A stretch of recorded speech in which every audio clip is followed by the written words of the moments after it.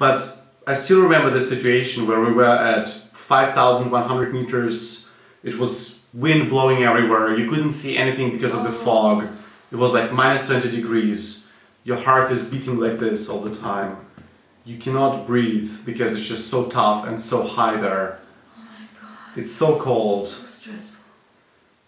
But you still know everything is okay. Because you still know, even though your mind is looping, you're losing your control, you really don't know what's going on, you have this height sickness that really takes everything from you, you still know that there is a little bit of that reserve that can plow through and that can make you finish the task and come to the conclusion.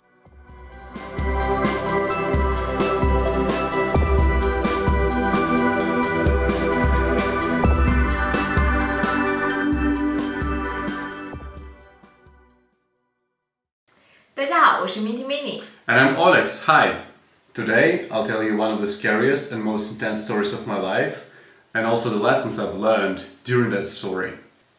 So when I was 19 years old, my father called me up and asked what I would like to have for my 20th birthday. First choice, go about the polar circle. Second one, we go on a long trip in Karelia, where there are no humans around. And third option, to go to the highest mountain in Europe, which is Elbrus in Russia. So the choice I made was go to Elbrus because big mountain, big challenge. Sounds really good. But what happened next wasn't as fun as I imagined it being.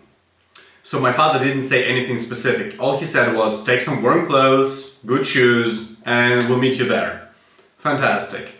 I packed my clothes, I went to Ukraine, and then the story started developing.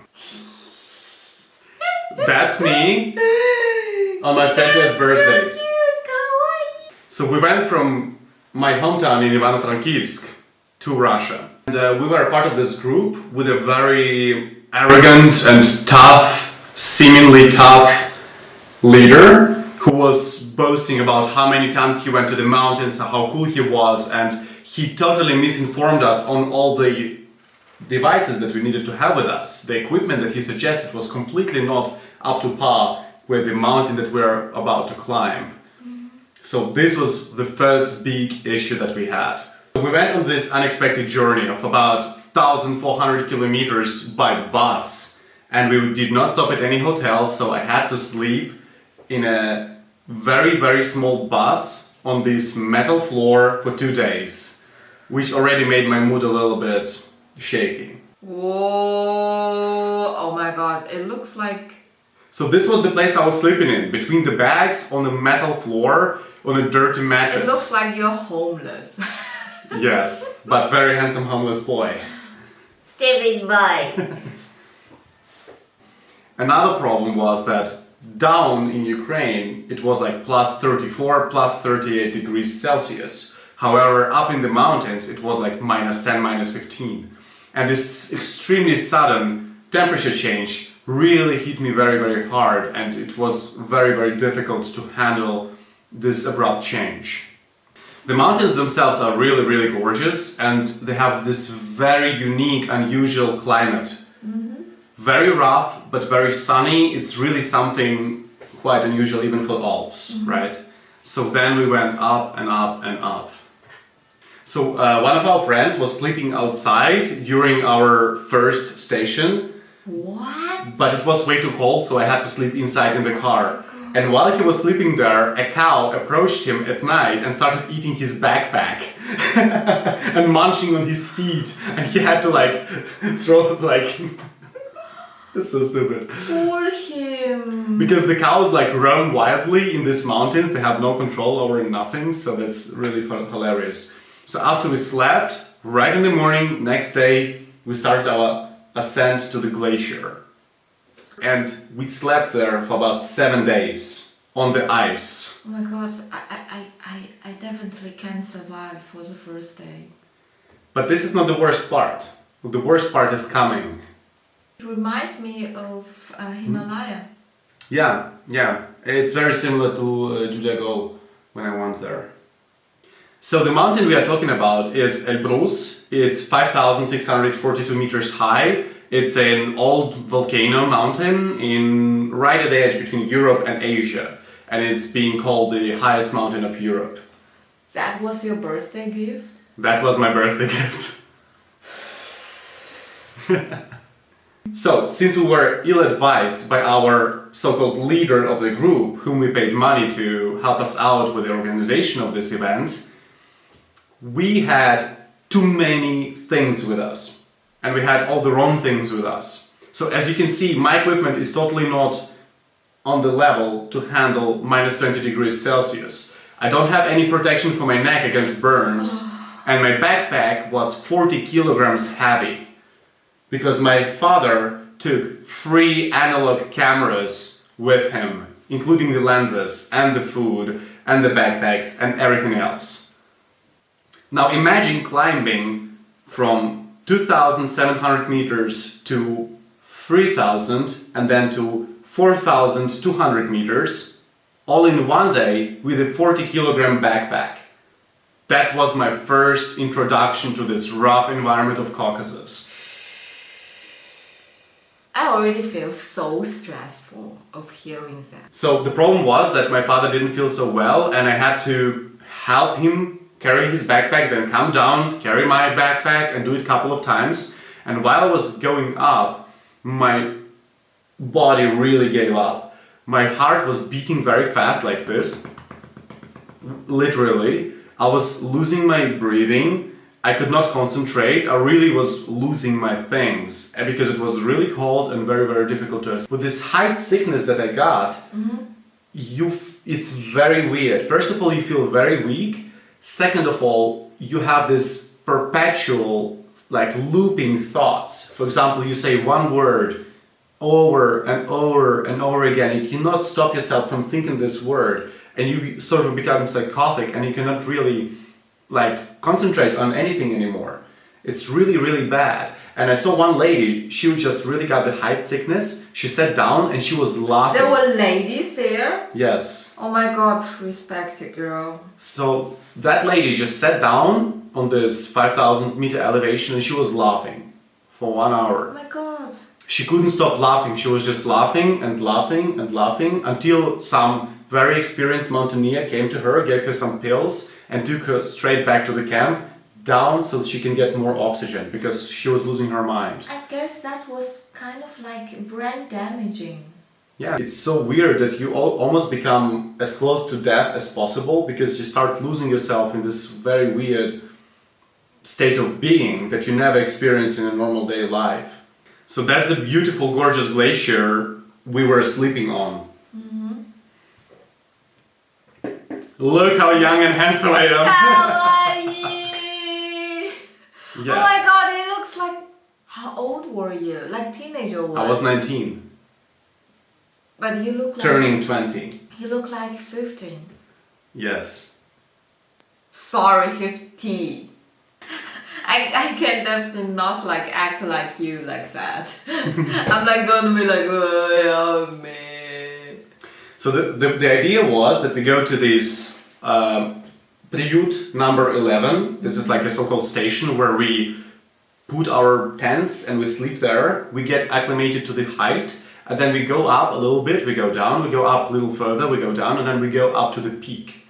It took me about 2 days to properly acclimate to the height, but I still was very, very weak. And even going 10 steps took me all force and willpower I had. So we were sleeping on pure ice, and the issue was that our tent was only for 3 people, but we were 4 people sleeping inside of the tent, which was very suffocating, very little air. You couldn't turn around, you felt really in a grave. And outside it's minus 20 degrees glacier environment.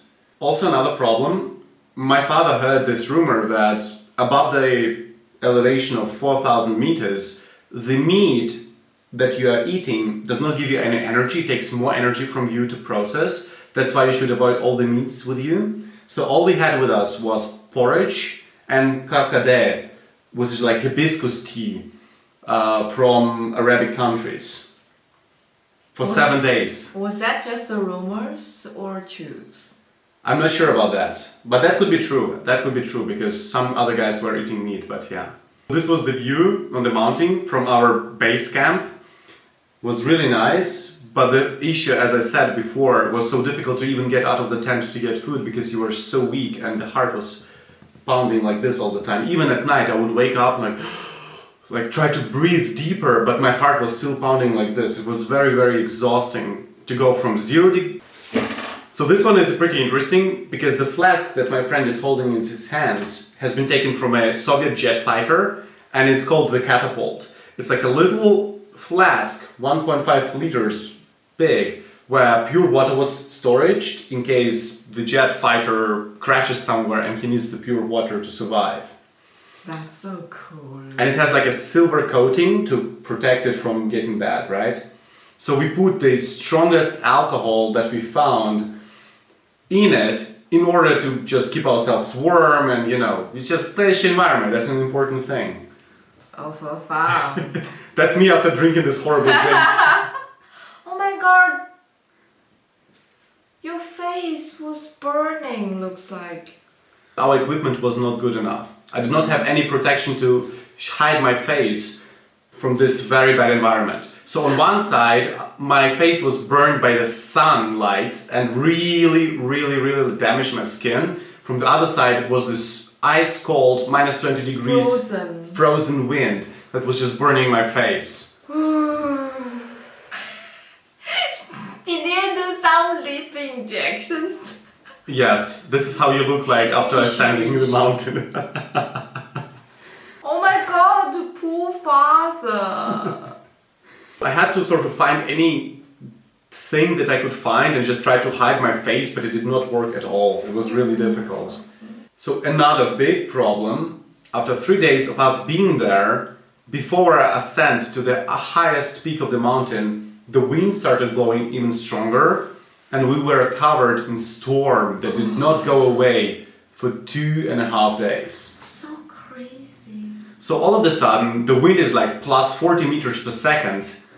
It's minus 22, 25 degrees Celsius outside. It's impossible to do anything. Our tents have been covered by snow all the time and like going like this, so we could not even breathe inside of the tent anymore. And it's like complete fog around you, so you cannot even see anything for 2 straight days. We woke up one day, we put away all the snow, and this is where we found our utensils for the food, right?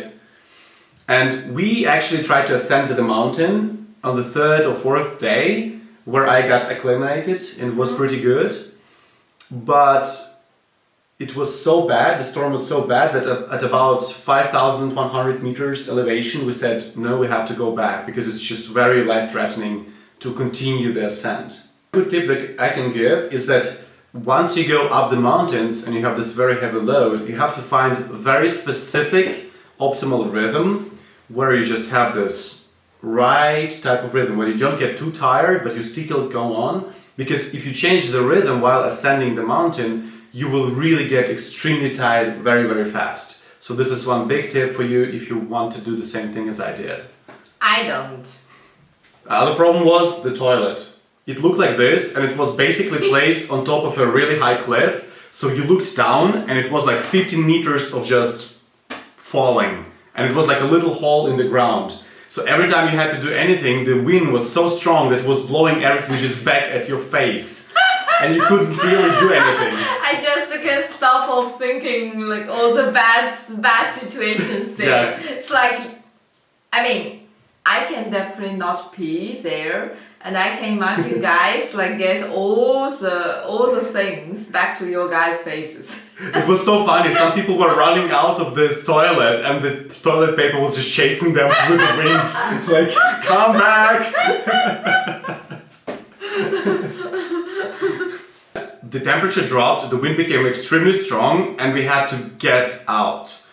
But it was so extremely cold that my fingers could not move anymore and we had to somehow pack the tent, which we couldn't do anymore. So we kind of put it together somehow. We throw all the things somehow into the backpacks and we just started slowly moving down this super strong, windy glacier, trying to come back to our senses. Because the height sickness and this extreme cold really, really, really got us. And that was the birthday. This is how it looked like, the backpack just like wrapped around.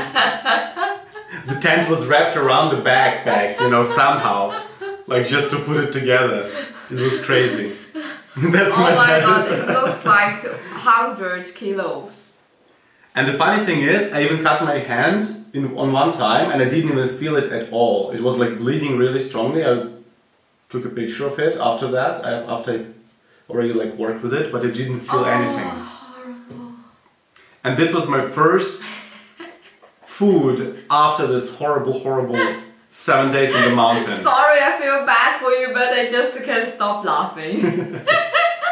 The sun and the cold really burned my skin all over the place.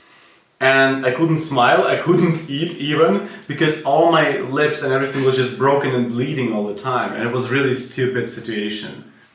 And yeah, they have some wild horses that eat garbage in Caucasus. Wild horses, they were so fat.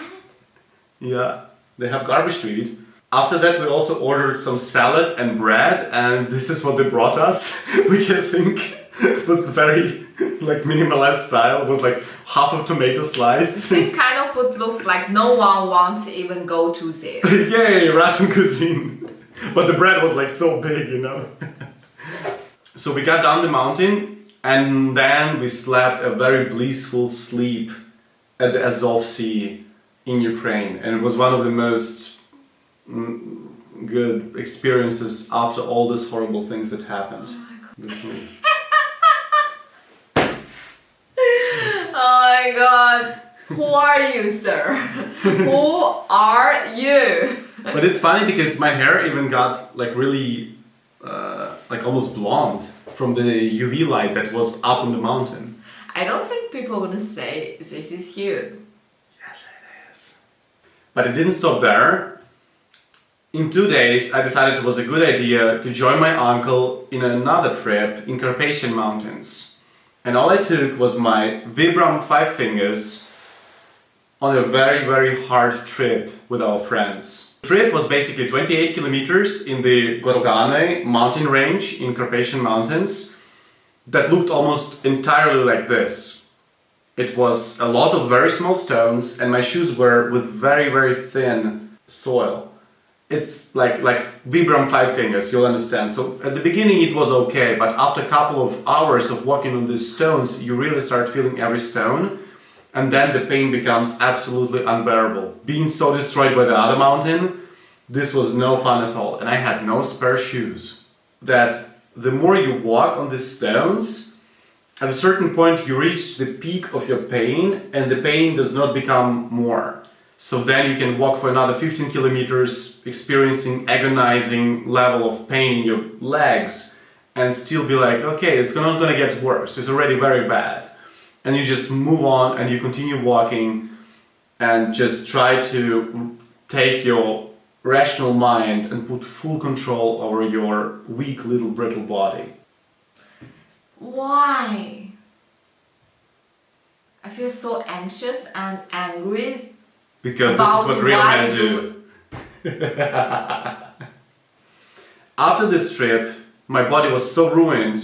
I had one of the strongest, worst colds of my life, where I had like plus 40 degrees, like...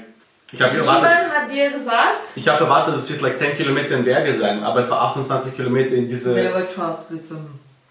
But yeah, sleeping in the wild, doing barbecue and all of this is a lot of fun. Not when you're destroyed by doing another mountain thing. Experiencing unbelievable amounts of pain, almost losing your mind, almost dying on a mountain from cold and exhaustion, coming back, doing another mountain trip, experiencing even more pain, then getting sick really bad. What did it teach me? If anything. I know. I should never go there. So first of all, the leader of our team was a real bad guy because he was boasting how amazing he is and how smart he is and how many times he went to this mountain and how easy it is, only to boast his ego, but he did not give any specific good tips on how to ascend these high dangerous mountains where there is glacier and no help coming. What we should have done was take way lighter backpacks, minimize the amount of food that we are having with us, take way better jackets that can protect your entire face from burning, and some like masks that can protect you from freezing, right? Take 2 tents instead of just one, and just completely reorganize your entire sort of supply so that you have this better experience. So stressful. Another thing is, what we did was we ascended too fast, and that was the idea of that guy. We went up in just one day, and the better, smarter thing to do would be to just go there, wait a little bit at an elevation of 3,000 meters, and then go to 4,200, then do this up and down, and then in the 4th or 5th day go to the peak.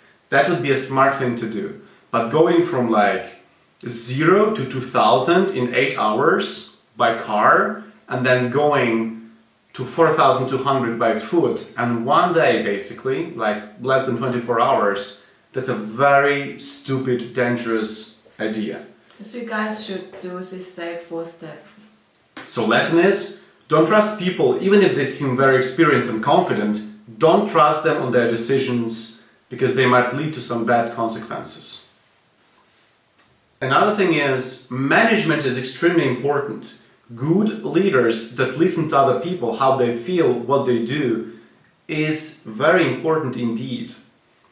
Resource management, talking to people, organizing the team so that you know how everyone in the team feels like, is a very important trait that you need also to incorporate in your everyday life, and especially in those extreme situations. Because arrogance and boasting only leads to disasters and bad things happening in these situations. Because it really was a life-death scenario. Yeah, so this was definitely a situation where you have to leave everything behind when there is not a single thing that gives you comfort, not even sleeping or not even like staying somewhere. So you lose all your comfort, you get out of your comfort zone, and you reach your limits, and then you find out that there are no limits because you can go past them and still move on. And this is a very important lesson I think that many people would benefit from. Of course, not in such dangerous environment on the glacier. I mean, I respect you guys survived from that, but by hearing that, I still feel very anxious and very stressful. Like I feel like I was there. I feel like I can breathe, that kind of thing. Sorry, but I will never do that, and I don't recommend you guys of doing that. But you guys, of course, you guys should be out of your comfort zone and do the things you never done. But this is kind of things I feel like, for God's sake, that was your father and he gonna help you. But I can imagine that if I go with some people who I don't know him so well, and like I gonna feel I'm so alone there. But this is why you take an instructor, you take an experienced guide that can help you organize your equipment, tell you what is necessary, what is not, and sort of go through all these different situations that you can encounter to help you out. But when the guide is very confident but has totally inappropriate information, that is not a good thing. Don't trust this kind of overconfidence, dude. Yeah. So what was your best birthday gift you ever got? What was the most dangerous situation you have been in? What did you learn from that? What did you learn from that? Let's find out and see you in the next one. Ciao, ciao. Bye. You know what else was really scary? Talking to 3 Korean girls in Chinese. Because I'm so retarded. No. That was the most scary time for them. Not for Yes, you. that's another problem. Like, oh my god. Poor girls. And another problem was the 2 bartenders were looking at me like, what's that dude doing? What's that stupid dude? And I'm like, yeah. Oh, that was so horrible. Oh my god, I feel so sorry for them. I have no, like... They took pictures of me, okay? I had to react. I had to go in and talk to them in Chinese. How do you know they took pictures of you? 3 of them were taking pictures of me. How do you know? Did you check their... Because they were doing this and only I was sitting there. And I asked Han, and she was saying, yeah, sure. I was taking pictures of you because it was looking cool. Okay, next episode, talking about your romantic relationship with all the... No, it's not, no. Yes! There you go.